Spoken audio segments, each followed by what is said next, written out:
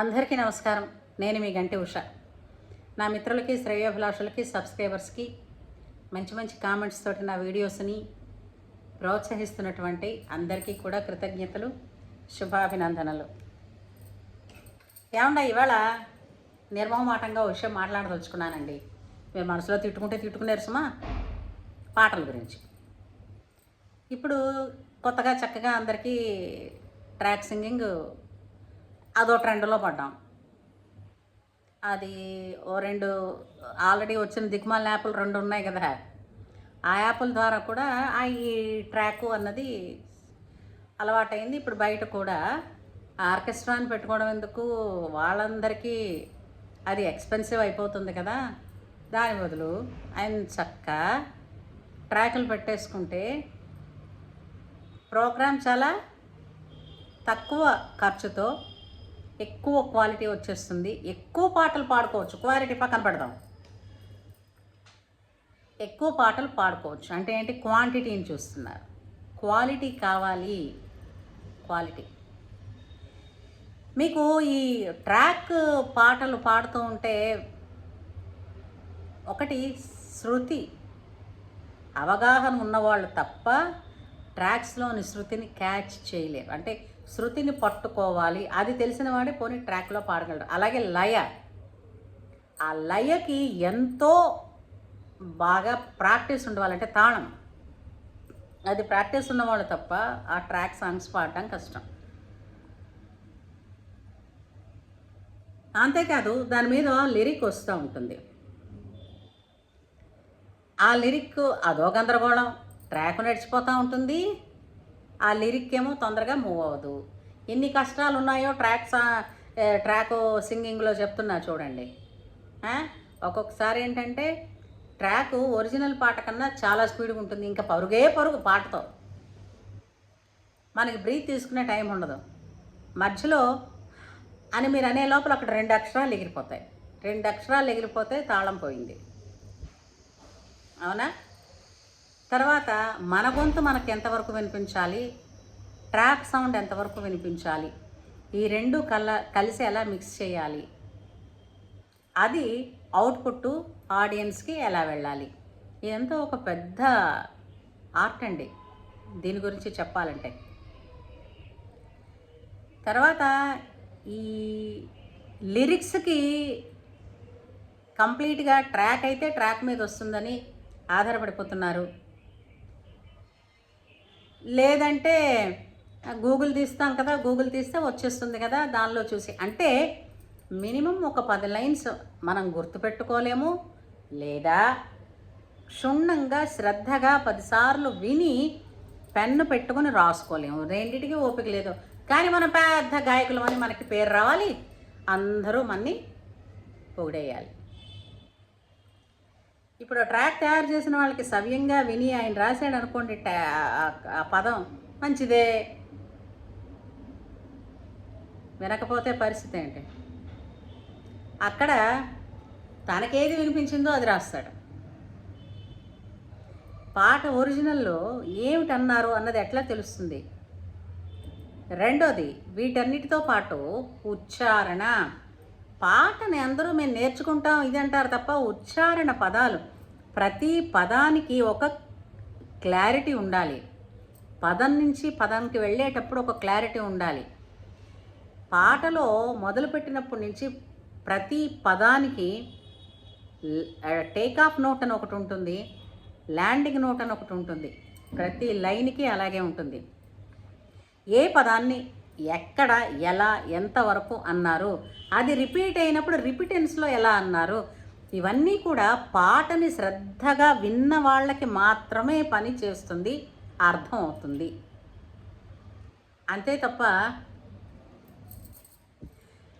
మామూలుగా మనం పాడేసుకుంటాము, ట్రాక్లో దొరికేస్తుంది కదా, మనం కష్టపడక్కర్లేదు. ఒక్కటేనండి, కష్టపడక్కర్లేదు, సులువుగా అక్కడ ట్రాకుల్లో ఉంటాయి కదా అని అనుకున్నవన్నీ కూడా కేవలం వాళ్ళ సరదా తీర్చుకోవడానికి, కాలక్షేపానికి చేసే పనులు.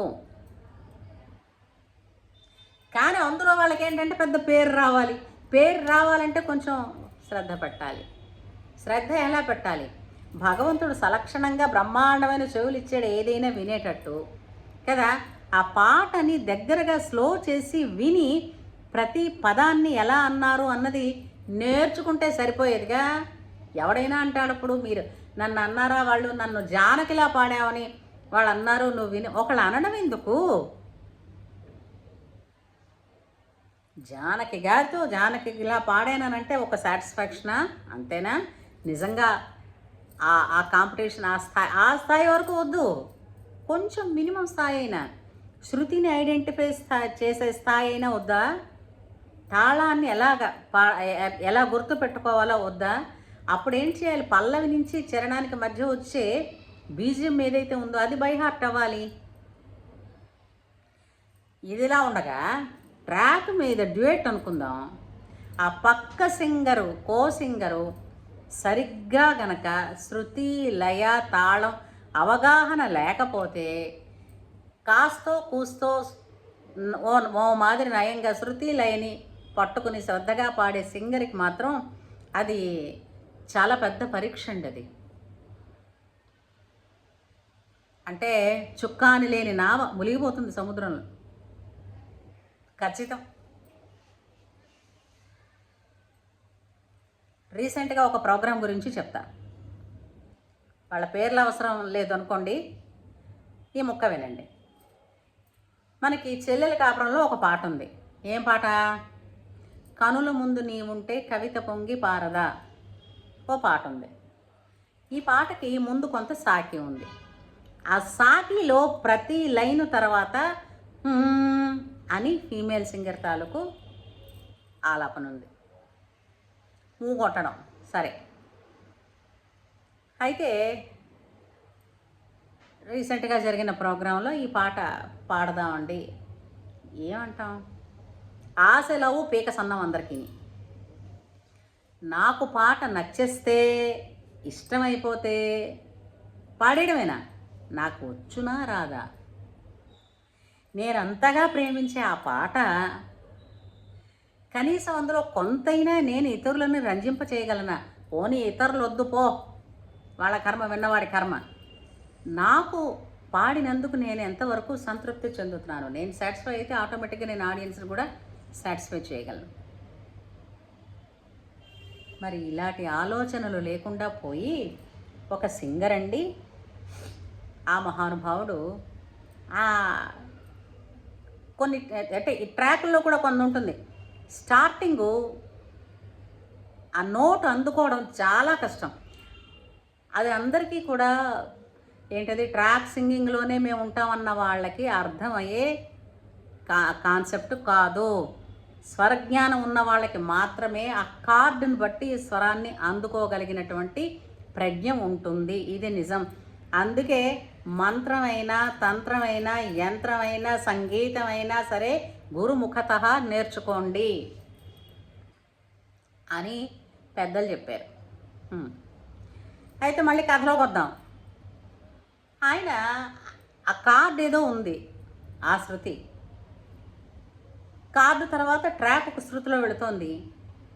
ఈయన ఆ మొదటి లైన్ రెండు శృతుల్లో అంటున్నారు. నేను ఎక్కడ కొట్టాలి? ఎంత కన్ఫ్యూజ్డ్గా ఉంటుంది.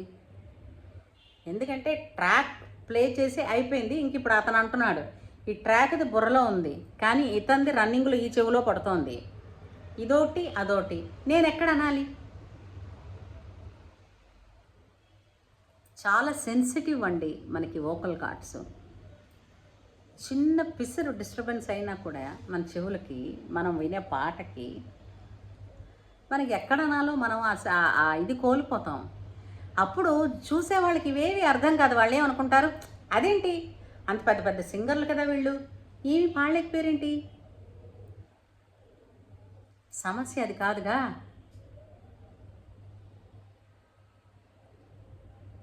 అవునా కాదా? కాబట్టి ట్రాక్ సింగింగ్లో ట్రాకే పాడదాం, డబ్బులు సేవ్ చేసుకుందాం అంటే అత్యంత ఎక్కువగా కష్టపడండి. ఇంకోళ్ళు ఉంటారు డ్యూయట్ అంటే ఇంకో భలే తమాషాలండి. ఏంటనుకున్నారు, ట్రాక్ సింగ్స్ మేము పాడం, ఫలానా ఇలా వాళ్ళు అలా తాళం లయ తాళం శృతి లేని వాళ్ళతోటి పాడడం అని అంటే ఓ ఫెవుజు కొడుతున్నారని అంటారు. కష్టాలు చూడండి చెప్తా. మధ్య మధ్యలో వాళ్ళు ఏంటంటే కో సింగర్ ఉన్నారు, వాళ్ళకు ఒక పోర్షన్ ఉంది ఆ సాంగులో, ఆ పోర్షన్లోకి మనం చొచ్చుకుని పోకూడదు. మన పోర్షన్లో మనం మన సమయంలో మన టైంలో మన లైన్ దాటకుండా ఉంటే వాళ్ళకి ఇచ్చిన టైంని వాళ్ళని ఉద్ధరించుకుంటారు. పెద్ద సింగర్స్ అంటే పెట్టేస్తారు. కానీ పక్కన ఉన్న సింగరు సరిగ్గా దానికి ఆ లీడ్ ఇవ్వకపోతే ఏం చేస్తారు? ఎలా పాడేస్తారు? ఖచ్చితంగా ఒక్క అక్షరం వీళ్ళు టాపీగా టైం కొంచెం లేట్ చేస్తే ఈ పక్కనున్న సింగర్కి వచ్చే పోర్షన్లోంచి ఒక అక్షరం, ఆ అక్షరం పోయిందంటే చాలా కంప్లీట్గా బండి డీరేల్డ్ అవుతుందని అంటారు. అన్నట్టుగా ట్రాక్ మించి అంటే మనం పాటని ఆ లయ పోగొట్టుకుంటాం. సునిశ్చితంగా పాటని వినండి. మీ చెవులతో మీరు ఏమి వింటారో చాలా క్లియర్గా వినండి. మీకు అర్థమైన దాన్ని రాసుకుని ఒకరితో డిస్కస్ చేయండి. తర్వాత వాళ్ళు ఆ పదాన్ని ఎలా అన్నారో ఉచ్చరించండి. మీరు అలాగే అనే ప్రయత్నం చేయండి. కళ్ళు ఈ మధ్యన అలా అనే అక్షరాన్ని మర్చిపోయి శాన్నాళ్ళయింది. అణా కూడా మర్చిపోయి శాన్నాళ్ళయింది. రెండింటికి ఒకటే, దానికి లా దీనికి నా ఇదే వాడుతున్నారు. అక్షరాలకు కూడా కరువు వచ్చి దరిద్రం వచ్చిందర్రా. నేను చెప్తున్నాను కదా, పాట అంటే సరస్వతీదేవికి చేసే పూజ. చిల్లుల తమలపాకు మీద గన్నాలు ఉన్నటువంటి తమలపాకును నువ్వు తాంబూలం పెడతావా అమ్మవారికి? అక్షర దోషాలు లక్ష్య పెట్టుకుని ఈ పాటని మనం ప్రజల్లోకి విడిచిపెడుతున్నాము అని అంటే ఏం ఇంపాక్ట్ ఇస్తుందండి? ఇది సౌండ్ పొల్యూషన్ అంటారు దీన్ని. కాబట్టి పాటని విన్న తర్వాత లిరిక్ని నేర్చుకోవడం, అంతేకాకుండా పాటలో ఓవర్లాప్స్ ఉంటే చాలా జాగ్రత్తగా లయబద్ధంగా ఎక్కడి నుంచి ఏ అక్షరం నుంచి కో సింగర్ అంటున్నప్పుడు మన తాలూకు ఆలాపన మొదలవుతుందో అన్నది తెలుసుకోవడం చాలా అవసరం అండి. తర్వాత కిట్టిప్పు చేసేసుకుని ఏదో ఇక్కడి నుంచి వాళ్ళు ఎంతసేపు వాళ్ళ ఆ పాటని అక్షరాలు కొనసాగిస్తారో అంతవరకు నేను అంటూ ఉండాలి కదా అని నాకు నచ్చినట్టు నేను అనేస్తానంటే ఎలా? కిందన పాట వచ్చిన వాళ్ళు తెలిసిన వాళ్ళు ఎలా సర్దుకోగలరు? దానికి మళ్ళీ చప్పట్లు కొట్టలేదు అని అనుకుంటారు కదా, ఎలా కొడతారు చెప్పండి మీరు? అంటే మమ్మల్ని ప్రోత్సహించలేదంటారు. ఎన్నాళ్ళర్రా? పుట్టిన దగ్గర నుంచి 100 ఏళ్ళు వచ్చే వరకు కూడా ప్రోత్సాహమేనా? మరి ప్రశంస అక్కర్లేదా?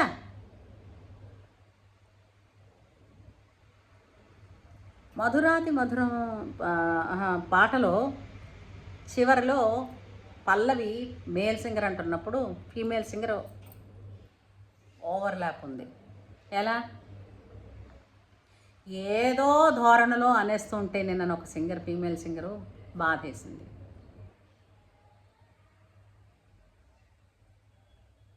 అలాగే మధుర భావాల సుమమాలలో కూడా ఓవర్లాప్ ఉంది. ఇది ఏంటంటే శ్రద్ధగా ఒక గురువు దగ్గర నేర్చుకున్నప్పుడు ప్రతిదీ ఏ విధంగా నేర్చుకోవాలి, ఏ విధంగా ప్రజెంట్ చేయాలి అన్నటువంటిది ఒక పద్ధతి, ఒక డిసిప్లిను నేర్పిస్తాడు గురువు. అందుచేత ఆర్కెస్ట్రాలో లైవ్ ఆర్కెస్ట్రాతో పాడడం అనుకోండి సులువు. ఎందుకు అనుకున్నారా? వాళ్ళు సింగర్ని బట్టి ఫాలో అవుతారు. డ్యూయట్ అనుకోండి, వాళ్ళు ఏదో లాగేస్తున్నారు అనుకోండి పాటని, మళ్ళీ ఫీమేల్ సింగర్ లేదా కో సింగర్ దాన్ని స్పీడ్ పెంచుకుని వాళ్ళు తాళం తప్పినా వీళ్ళు తాళంలో ఉండి వెళ్ళొచ్చు, బాగుంటుంది, అవుట్పుట్ పర్వాలేదు. ఈ ట్రాక్ వచ్చేసరికి ట్రాక్ను మనం ఫాలో అవ్వాలి తప్ప మన ట్రాక్ ఫాలో అవ్వదు. చాలా కాన్షియస్గా ఉండాలి. తర్వాత పాట పాడేటప్పుడు చాలామంది పక్కనే స్టేజ్ మీదే పెద్దగా మాట్లాడేసుకుంటూ ఉంటారు. ఆ మాటల సౌండ్ కూడా మన చెవులు, మన శృతి, మన కాన్సన్ట్రేషన్ని దెబ్బతీస్తుంది. అలాగే కిందను కూడా తెగ పెద్ద గొంతులు పెట్టుకుని అప్పుడే మాట్లాడేసుకుంటారు. ఇంకేంటో సమయం అయిపోయింది, తర్వాత మరో పావుగంట తర్వాత మరి కబుర్లలో ప్రపంచం అంతం అయిపోతుంది అన్నట్టుగా. కనీసం గౌరవం. అవతల ఒక సింగర్ పాడుతుంటే ప్రశాంతంగా కూర్చుని వినడం, వినలేకపోతే చెవులు మూసుకోవడం. అంతేగాని పక్కనున్న వాడిని ఏదో సామెతుందిగా మనకి, ఉంది కదా, కూసేదొచ్చి మేసేదాన్ని చెడిపిందని. అలా అందుచేత ట్రాక్ పాడడంలో ఉండే సులువులన్నింటికి మెల్లిమెల్లిగా కొన్ని టిప్స్ ఇస్తూ ఉంటాను. మీరు సబ్స్క్రైబ్ చేసుకుని మిస్ అవ్వకుండా విని ఆచరణలో పెట్టే ప్రయత్నం చేయండి. ఏమంటారు? సరేనా? అవునంటే లైక్ చేయండి, సరే అని కామెంట్ చేయండి.